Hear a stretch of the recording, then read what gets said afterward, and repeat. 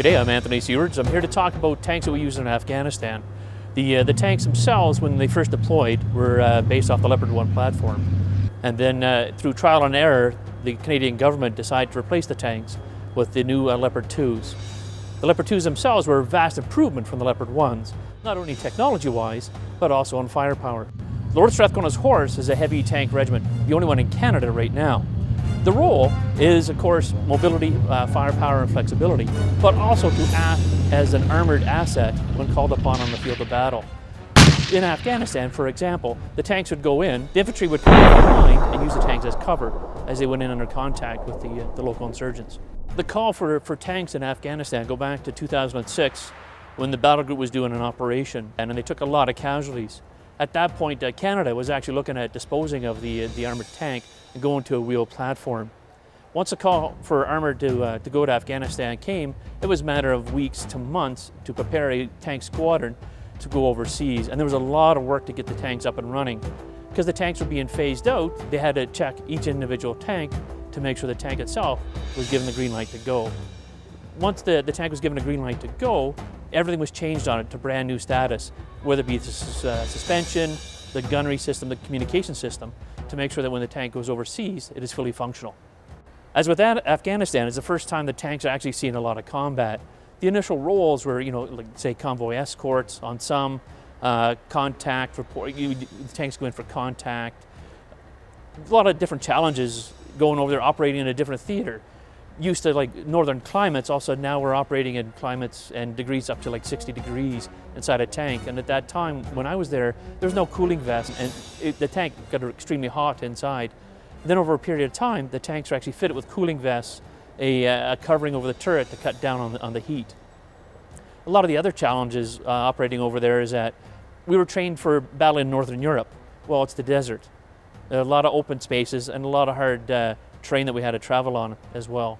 The tanks themselves, once we got them overseas, there's a lot of hours of maintenance involved in keeping them running at all times. The troop that I was with, we had to stay at minimum at 75%, which is 3 tanks out of 4. One tank could be down for a period of time. Once a tank went down, basically the whole troop got together and worked on that tank to get it back up and running. For a lot of operations over there, sometimes the tank would be down for 1 or 2 days.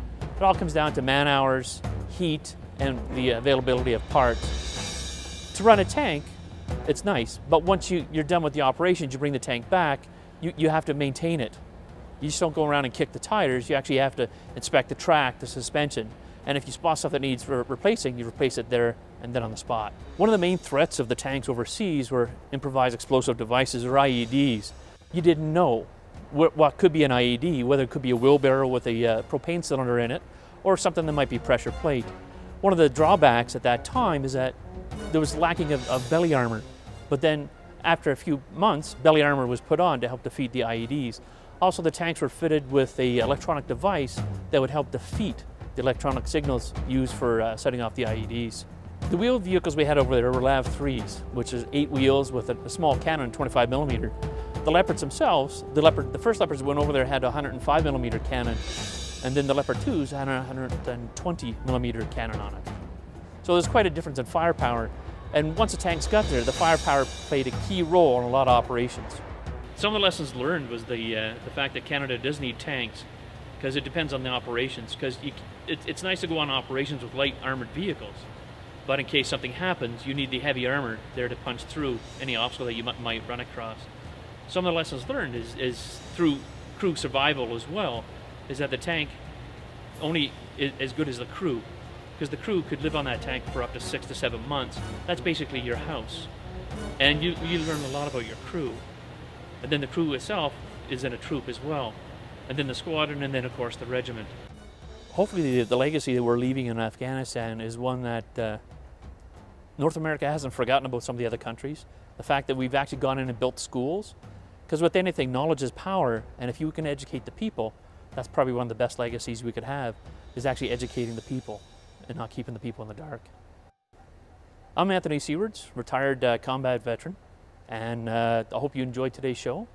And if you need to know more about the unit or what the unit did back in Afghanistan, you can log on to www.strathconas.ca.